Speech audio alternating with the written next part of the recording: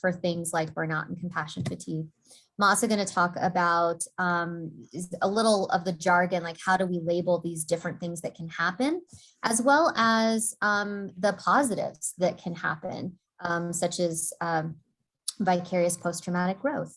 And then I'm going to talk about ways that you can ask for or advocate for the supports that you need from your organization, from your administration, to prevent some of the negative outcomes or repair some of the risk that could be coming along with burnout and compassion fatigue, but also things that you can do as an individual to really be able to sustain in this work. So before I dig into some of the content, because we have the whole time, I would just like to encourage, please feel free to ask questions or chime in as we go throughout this. It's not necessarily like other didactics where we just kind of want to record the content and then discuss afterwards. I think that this is a really important topic. And so if something strikes you, you have a question, or you have a comment, you want to make a suggestion, I would just please feel free to chat it in or interrupt me. There's going to be a couple slides where I'll stop and ask some specific questions of you all, but I just wanted to make that explicit. We welcome participation. And at the end, there should be enough time for us to kind of have a brief discussion and ask any questions at that juncture as well.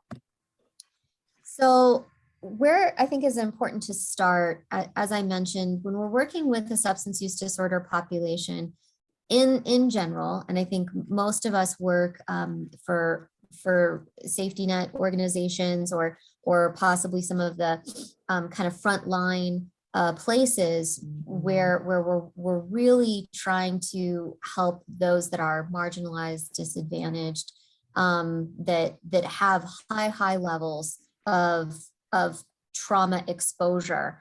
That has an impact on us as treating providers, right? That when we work with a traumatized population, that's a different set of variables than working with a non-traumatized population. So it places us at risk or puts us in a position to be vulnerable to some negative outcomes for providers. And I'm going to define these here in a second. But some of those outcomes include vicarious trauma, secondary traumatic stress, and burnout, compassion fatigue. Now, specific to Albuquerque, I know the state of New Mexico itself has very high rates of trauma. And in fact, we're consistently listed as #1 in the country for childhood trauma exposure related to substance use. But here where UNMH is located in Albuquerque, we also have high rates of community violence. And so there's a lot of, from a state perspective, as well as a county perspective, high rates of trauma exposure for the population that we work with. And when we're looking at children, that rate is kind of shockingly high. New Mexico consistently ranks as one of the highest. When we look at those that are involved in the criminal justice system, like many of the patients that we serve, then the likelihood that they not just have one childhood adverse event, but multiple childhood adverse events is very high. So, we're hands down one of the more traumatized populations. Now, how does this kind of impact what we're seeing downstream? Well, we know that early childhood exposure is highly linked with the onset of mental illness or mental health conditions, as well as substance use disorders. And we know that it is also linked to chronic stress states and all of the physical and psychological outcomes that are connected to that. So this has long-reaching impacts in terms of the people that we are serving. So it's no doubt going to impact us on some level. So the things that we have to be aware of and considering fall into these categories. And you can almost think about them not necessarily on a continuum of severity, but on a continuum of the impact that the trauma piece may be impacting us as providers. So starting on the left-hand side of the screen is burnout and compassion fatigue. And I'm going to use these terms interchangeably. Burnout is a condition that can affect you no matter what your job is. So people in any industry working with any population or not, people in just general office work, they're not in a service industry whatsoever or health industry, they can experience burnout. Now, mental health providers, healthcare providers, people that are doing direct patient care and service, their type of burnout has the flavor of compassion fatigue. So that doesn't mean that we have a limited amount of compassion and we've exhausted that, but it means that because of the type of work that we're being asked to do, the type of burnout that we're going to experience has just a slightly different flavor than burnout in a different industry. But in general, this type of a condition really looks like general job dissatisfaction.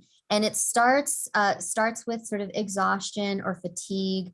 Many people have sort of, said, I just feel tired this week, or I just, even just this past month, I'm feeling really tired, not necessarily motivated, not wanting to go in and check up on my emails, that kind of thing. So a loss of energy, a loss of buoyancy.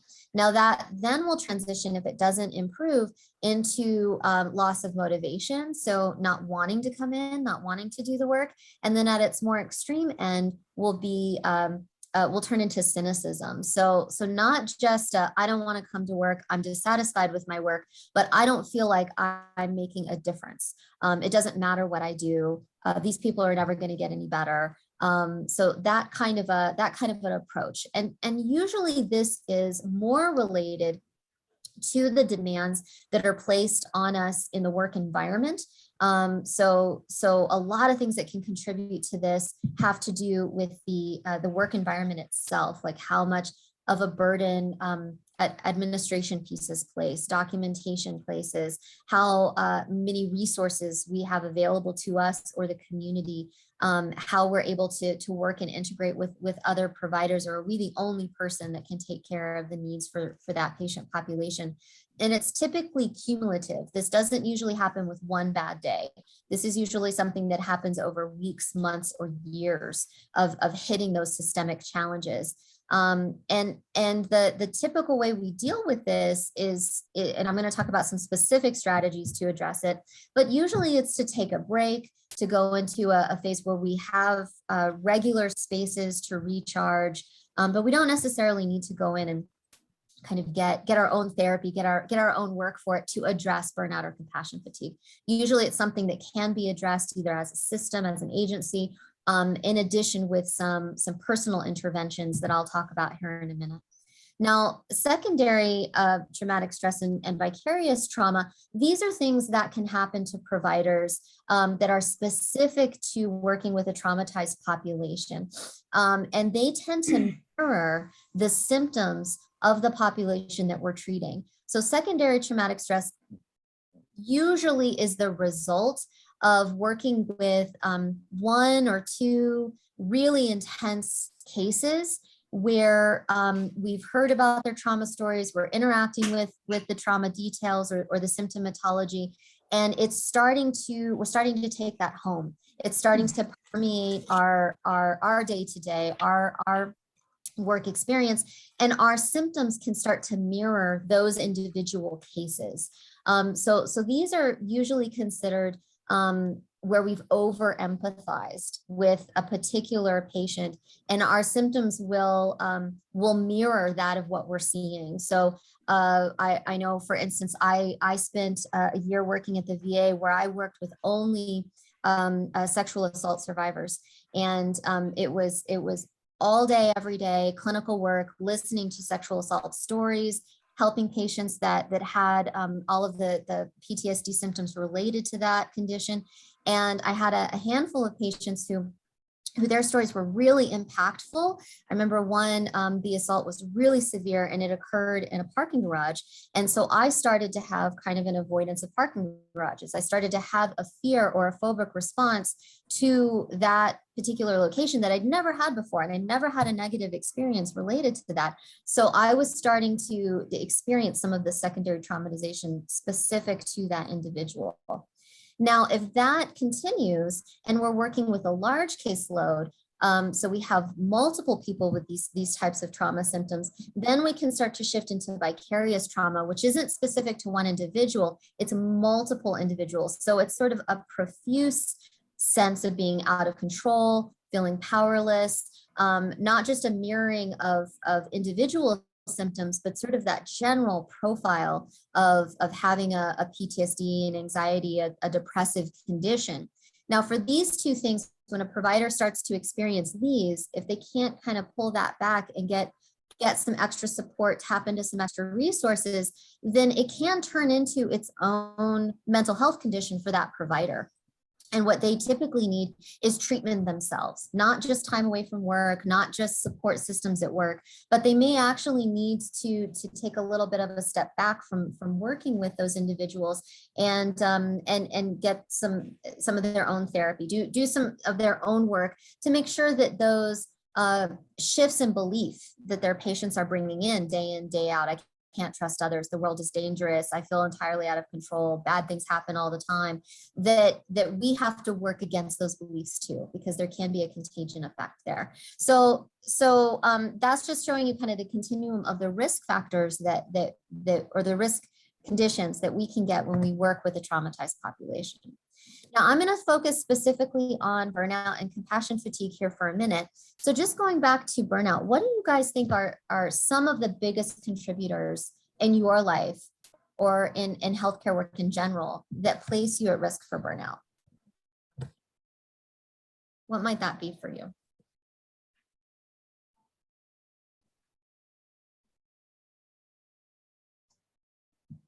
Snail here. I mean, I think for me, sometimes like feeling like, resources or things like that just make it so hard for us to do the things that we would like to do or want to do can sometimes be.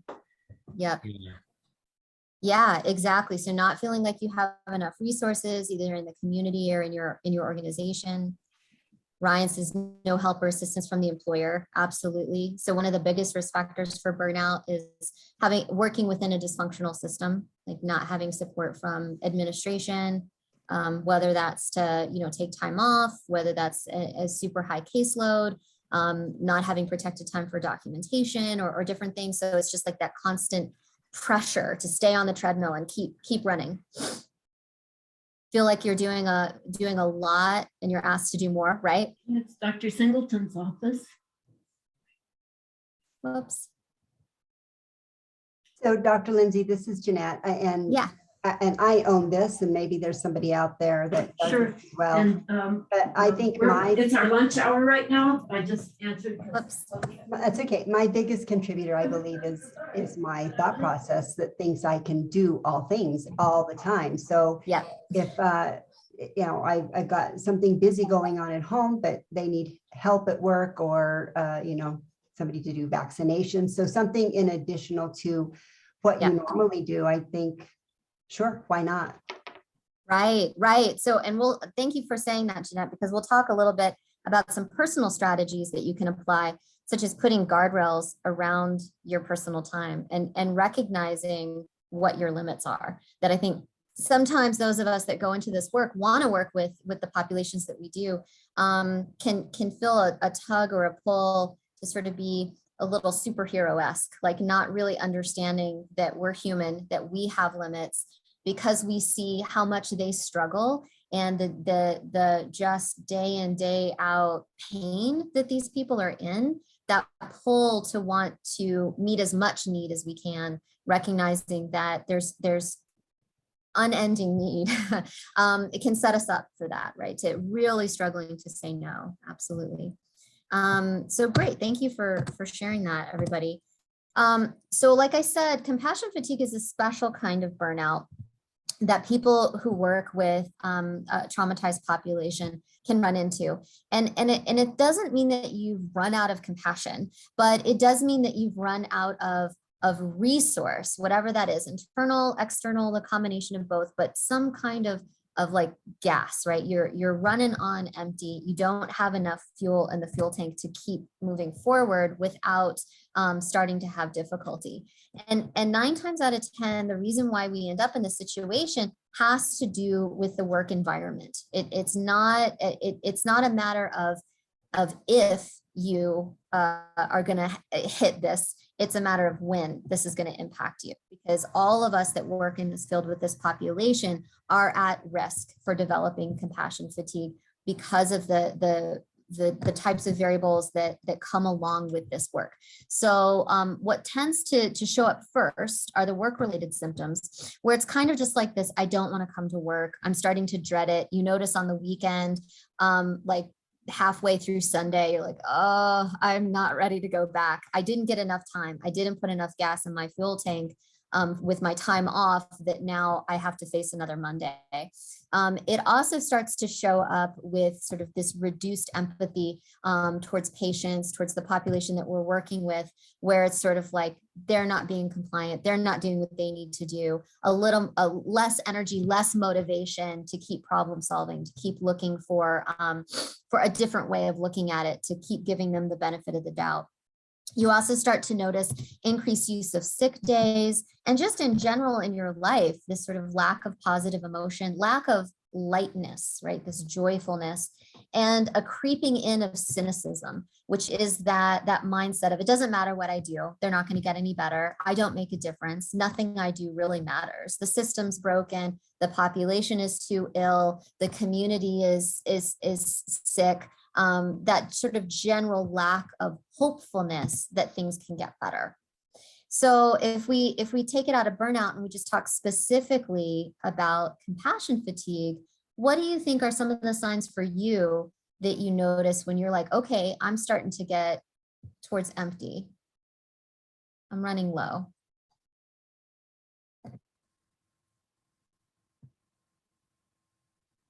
Any thoughts?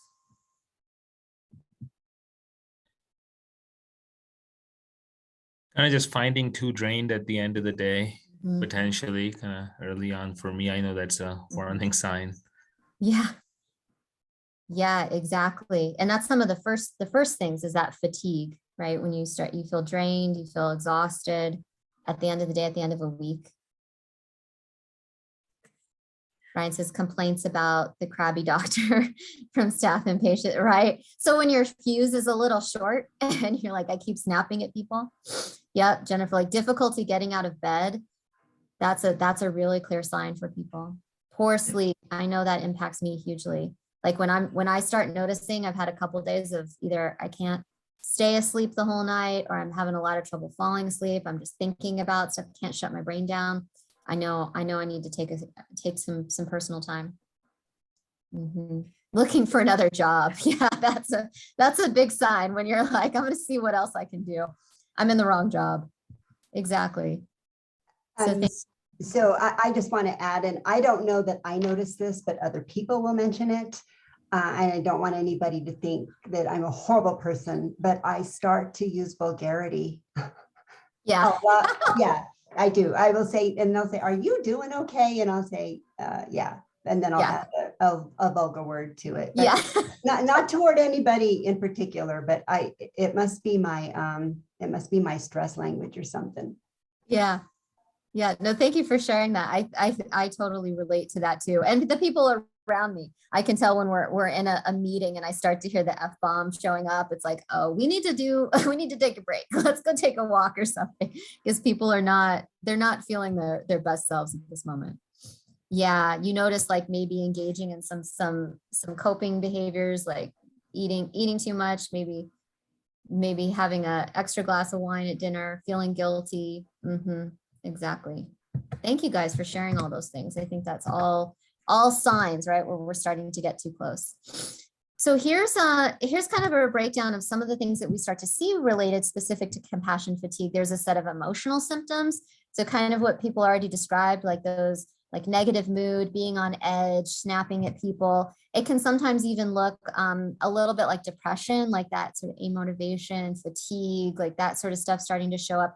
It could also look a little bit like anxiety, depending on which way I gravitate as a person, feeling like a little more amped up, on edge, difficulty sleeping, restless, irritable, sometimes being overly sensitive. So if you notice that you're taking things personal, or somebody said something at work that you keep perseverating on, starting to maybe drink a little bit more. If you're a smoker, maybe you smoke a little bit more, or like somebody mentioned snacks, right? Like anything that you're like, I'm trying to feel better, so I'm doing things that are supposed to help me feel a little bit better. On the more extreme end, we start to kind of lose objectivity. So having difficulty with making objective decisions. And we really can start to notice that things are off track when concentration is poor, we can't focus. I used to really enjoy reading at night, but now I can barely make it through a 30-minute TV show, right? So those kinds of shifts. And then we also will have a whole host of physical symptoms. So increases in headaches. If you are prone to GI upset, like GERD or that kind of thing, that starts to flare up and get worse. Lots of muscle tension. I know I've had a rough day when I come home and it just feels like concrete in my shoulders. And so just lots of muscle tension and sleep disturbances. We talked about that, fatigue. And then sometimes that can shift into cardiac symptoms. So like tachycardia, feeling chest pressure. All of these things could fall under a compassion fatigue criteria.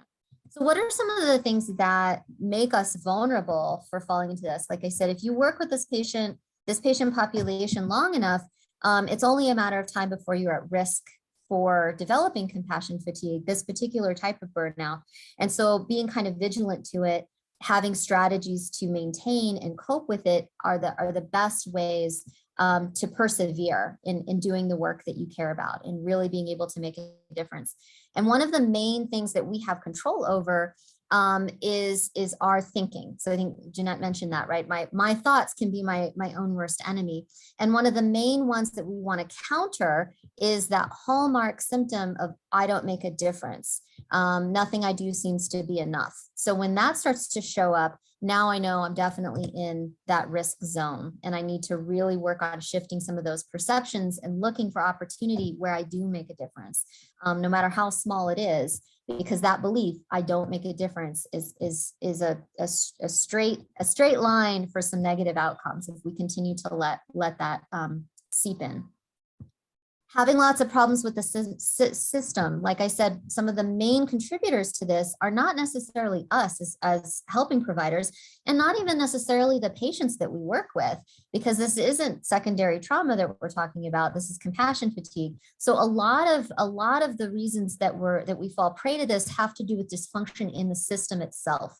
So having heavy caseload assignments, lots of severity and acuity on our caseload, having to put in overtime or even choosing to put in overtime because we feel like nobody else is going to cover. Who else is going to do it if not me? And then these people go unserved. Taking on extra work, doing extra work days, coming in on the weekend, coming in on holidays, coming in when you're not scheduled to be there.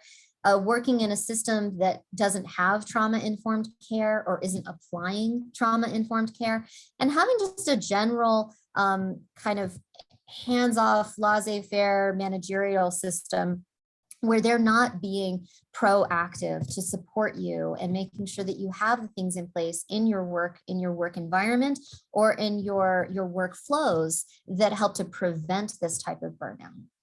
Other things that can get in the way, of course, there's just things that are going on in our personal life. So recognizing if you do this type of work and you're doing a home renovation or you're moving or you're having a baby or other things are going on in life, that's going to put added pressure on an already stressed system.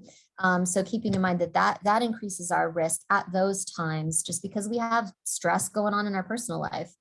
Over identifying with patients is another risk or another vulnerability. So that's where we're struggling to have kind of good guardrails around us and them. And if you're ever saying things like, I'm the only one that can help this person, that's sometimes a red flag to say, I need to do some more work to make sure that I'm not in a vulnerable place with this patient, with this set of patients. And then I think we don't give enough time and space to really talk about these things. And so avoidance, suppression, not wanting to acknowledge it, sort of saying like, no, I'm just going to tough it out. I'm just going to get through it. That has a huge impact to our ability to provide good care, and is going to have a downstream effect of actually potentially harming the people that we serve. And so it's really, really important that we get into a mindset to not feel ashamed that we may be in a burnout zone, that we may be experiencing some compassion fatigue, to be able to ask for help, to talk to our colleagues, to talk to our administration, to try to nip this when it starts to show up, rather than just continuing to push through regardless of these symptoms, because at some point it is going to impact your judgment. It's going to impact your ability to do the work, and eventually likely cause you to have to leave that work setting. And so then you're not helping the population that you're here to serve, right? Because at some point it just feels like drowning, and you have to make a different life choice. So in order to prevent that, recognizing it early is really, really important. So how do we do that? Number one, do our self-assessments. Keep an eye on what are the things that compassion fatigue looks like, and don't be afraid to ask for help. Absolutely don't cover it up. Don't be embarrassed about it. Talk about it with your colleagues, with your trainees. Make sure that this is a normalized thing, that it has nothing to do with the provider being less or the provider being weak. That it is 100% to do with just the natural outcome of really difficult, stressful work with a traumatized population. And so we all will go through this at different points in our career, different points in our training even. And we need to be able to talk about it with each other, to ask for support when these symptoms are showing up. Jeanette even mentioned one of the risk factors for her is continuing to say yes, right? Take on more and more responsibilities. And so one of the main ways that we can prevent compassion fatigue is to just recognize that we're not superhuman, that we have limits too, that we have to be able to leave at the end of the day, to take time off, to take sick leave when we're sick, whether that's a mental health day or a physical health day. But we need to make sure that we have those guardrails to keep ourselves healthy, keep ourselves functional. So it's that old adage of, if we're always feeding everybody else and we never feed ourselves, at some point we're gonna not have the ability to keep feeding others. We have to eat first. And so I think that that's an important thing of recognizing when it's okay to say no, and the importance of saying no. Understanding that this is totally normal, and it's part of the work that you do. That again, it's nothing to do with you as an individual or you as a provider.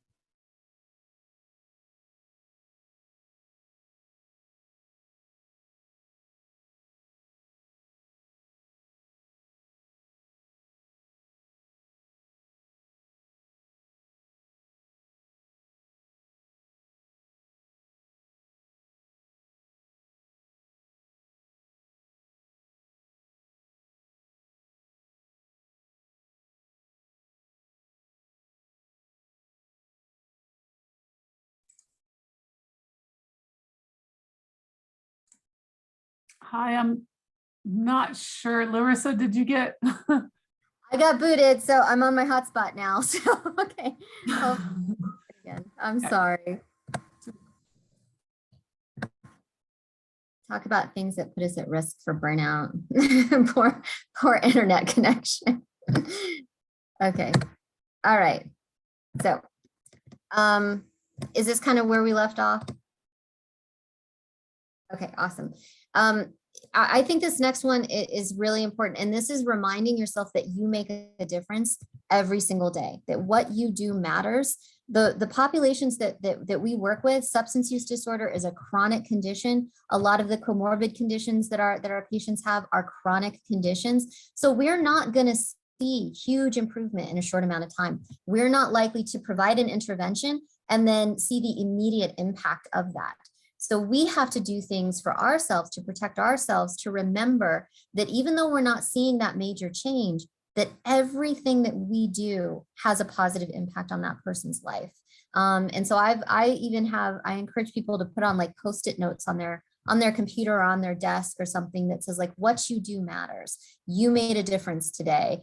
Anything that helps to counter this mindset that we can easily fall into because we're not seeing huge progress, right? We're not treating a population that we're going to see make a turnaround in 6 weeks, right? We're lucky if we see a turnaround in 6 years. So that's really important that we hold on to, that every little thing we do does matter, and that we are important to that individual, to that system, to that community. Another thing that's kind of easier said than done is how we manage our responsibilities and our duties, how we are taking time out both during the day, but also over the course of a year. So what is it that we're doing to renew and recharge? Is it I go for a walk on my lunch break? Is it that I make sure that I put guardrails around my weekend and I take X amount of vacations per year? But knowing that those are things that I need to keep my gas tank full. And if I start cutting into that time, if I start allowing work to bleed into those areas of my life, that's going to make me more vulnerable. And then being able to kind of separate out what is my work stress and what's manageable there versus what might be my personal stress and what's going on there that could be contributing or impacting how I feel today, right? And trying to keep those clear. Okay, so now I want to talk just a little bit about the trauma piece, so the vicarious trauma, secondary trauma, and this concept called post-traumatic growth. So this is something that people who are either getting natural recovery from trauma or whether it's through treatment of a trauma condition such as PTSD, they can get this thing, which is a set of cognitive shifts that occur after a trauma, where the individual is able to really utilize their resiliency that they've built up. That's that combination of internal and external strengths and supports. They're able to utilize that to help them make meaning out of what's happened. And so some examples is where they feel sort of this increased recognition of their personal strengths, believing that this event has given them the opportunity to be better, right? To have more compassion, to have more sensitivity to others, to the present moment, to highlight what's truly important in their life and to keep focused on that, to really help them root themselves in this understanding that human beings are truly resilient, that we're not made out of glass, that we can overcome tremendous adversity. Well, the cool thing is working with a traumatized population is we get this too, just like how we get vicarious trauma, which is that parallels the disorder, we can also get vicarious post-traumatic growth. And I personally, this is one of the things that I love about working with this population is the fact that I've gotten to experience so much of this vicarious post-traumatic growth, which is where you shift your schema about the self, others, in the world to believe that people can get better, that people can survive unbelievable hardships, crazy traumas, these stories that you can't even comprehend what it must be like to live through them, but to know that they will be okay, or to know that they have the capacity to be okay, to learn from that, to grow from that. And that for treating providers could look a little bit like having a greater sense of spiritual well-being, believing in sort of that what's called the thinking appreciation paradox. So being able to have compassion, not just for the survivors, but even for the perpetrators, to have compassion for everybody that's in that cycle, and to recognize that even people that are engaged in quote bad behaviors have a reason for why they're doing that, and that we can seek to understand and help all of those people. And just a greater appreciation for kind of the big picture. Why am I here? What is the meaning that I'm making out of doing this work. And that's really a cool outcome from working with a traumatized population. Now, in terms of the whole bandwidth of potential vulnerabilities, whether that's compassion fatigue or one of the vicarious trauma conditions, they've done a number of studies to look at clinician well-being and what helps us to build resiliency, what helps us to be able to persevere and not end up burning out and quitting and going into a different workspace. Well, one study looked at this and found, and this is a good visual that explains it. And so the stuff in the middle, that's the patients and us. And then the things that we can control are in blue. So those are our personal factors, the skills and abilities, the things that we're practicing to help offset those risks. And then everything else, all the yellow stuff, the vast majority of things have to do with the system level. So what are the responsibilities that are being placed on us? What are the social cultural expectations, the rules and regulations, all of the auditing bodies, all of the hoops that we have to jump through, how our organization is set up and what supports or lack of supports might be there, and then the learning or practice environment in which we're existing. So all of that really, I think, puts into perspective this reality that when you find yourself in that burnout zone, or even if you're experiencing secondary traumatization, that to a degree, a lot of it has to do with the practice environment or the culture, or the community in which we're working. That there's only a subset of factors that have to do with us as individuals, and I think that that's really important to advocate with leadership, with our administration, that this is a us problem. This is not a me problem, and that if we want to work together to persevere to help these populations that we care so much about, we really need to be advocating with our administration, with our system, with our governance bodies, our regulatory bodies, to prioritize provide a clinician burnout, right? And helping to mitigate those risks. So having a positive work environment, having an environment where we are comfortable talking about compassion fatigue, that we bring it up, that we assess for it routinely, that we implement strategies as a group or as a team to offset that burnout, that we talk about it in training, that people that are in the early steps of their career should be thinking, it's not if, it's when this happens to me. So how am I going to set myself up to avoid the major pitfalls? How am I going to persevere, recognizing that risk is chronic? How do I push to have trauma-informed care policy and procedure as a blanket across my entire organization?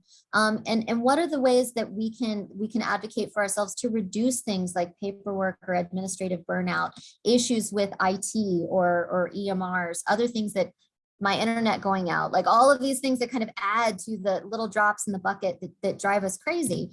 And really, I think being comfortable saying this is a real problem. This is why people leave the workforce. So we need to have a game plan as healthcare providers and communities, and a national research agenda that focuses on this, because we don't give enough attention to really trying to identify how people end up in the zone and quitting and leaving the work that they do, and what could be done to heal and repair and get people back doing the good work that they love.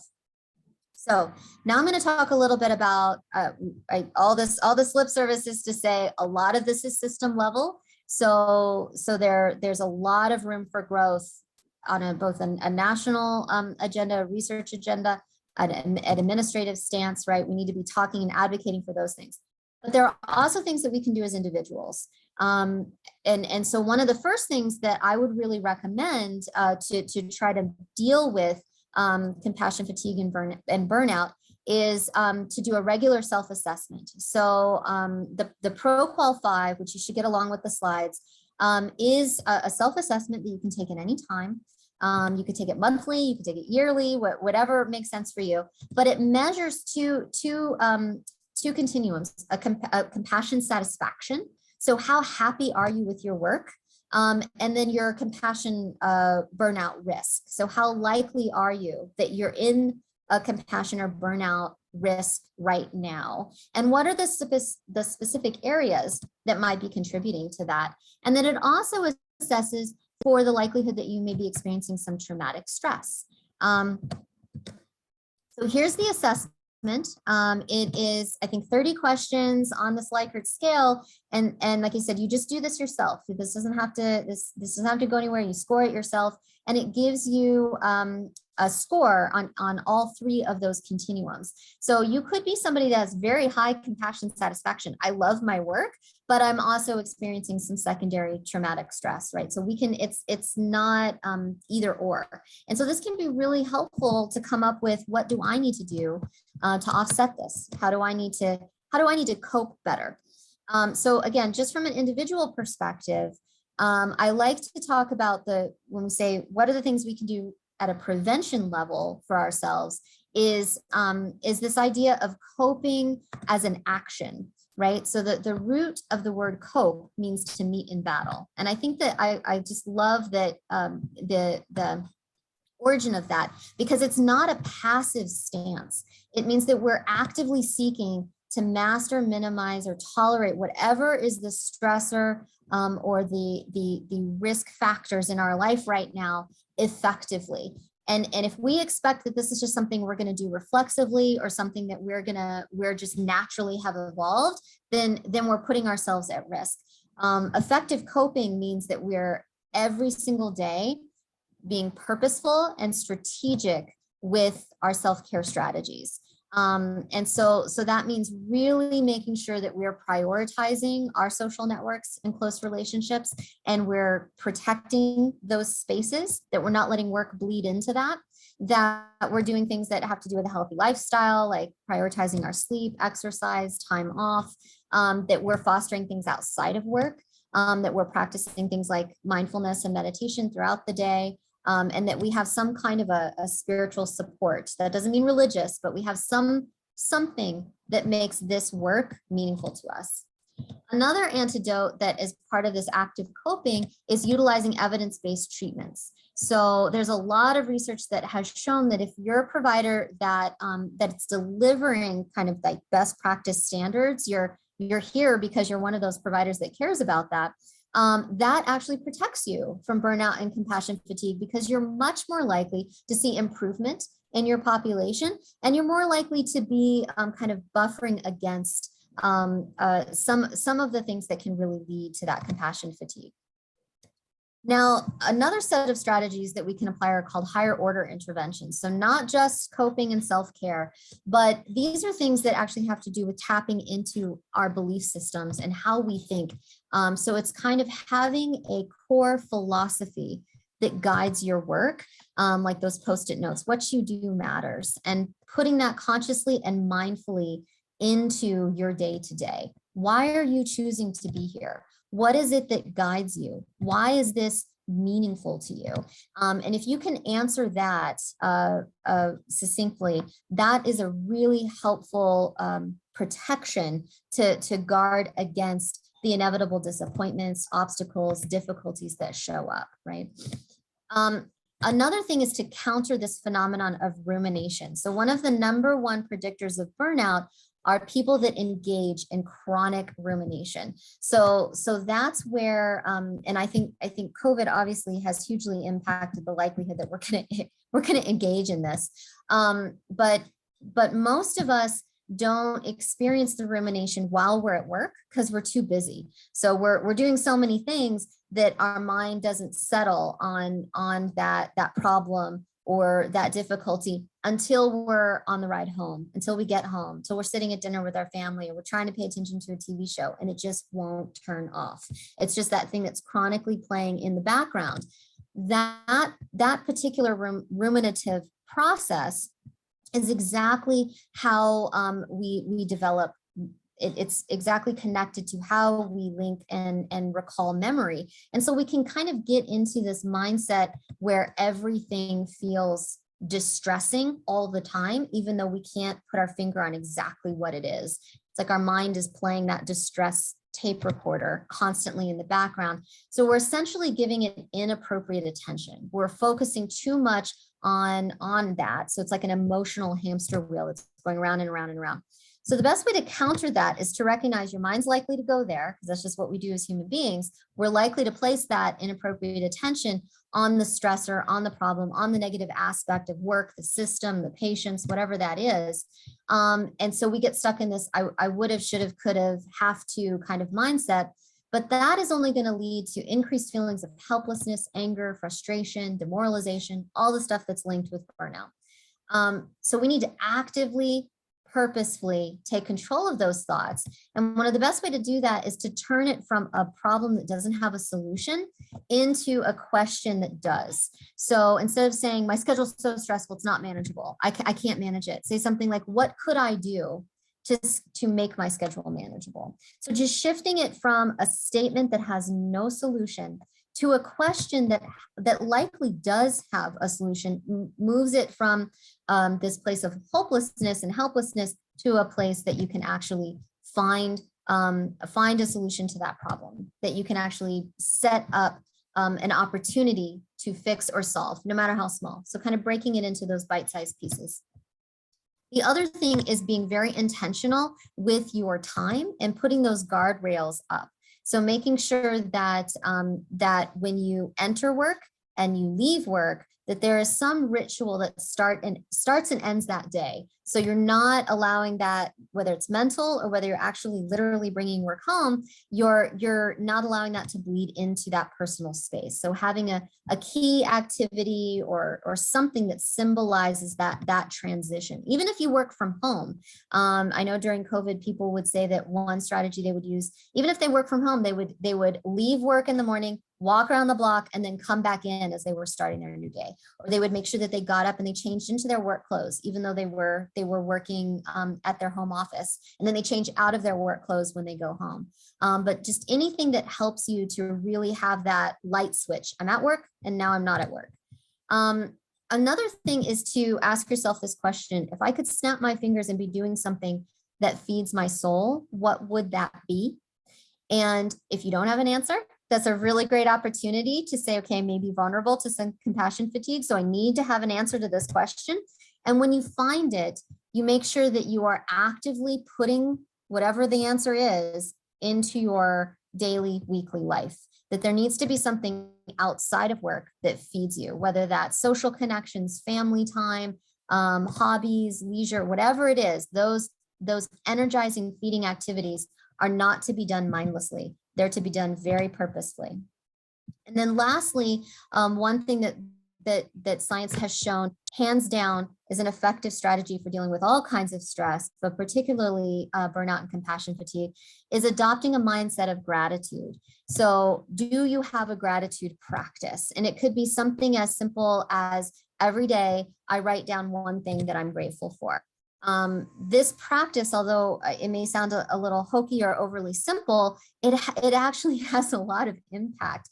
People who practice daily gratitude, they tend to report much lower rates of stress, even though their job hasn't changed, much higher rates of resilience and feeling social connection, a much lower rates of negative emotionality like resentment and depression.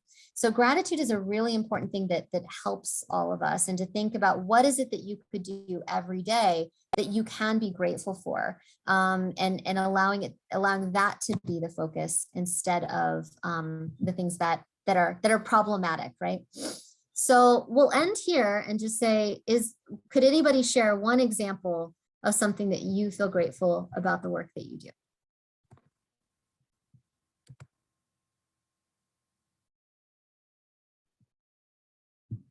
You get to be the hero sometimes. Yeah, probably a lot of time.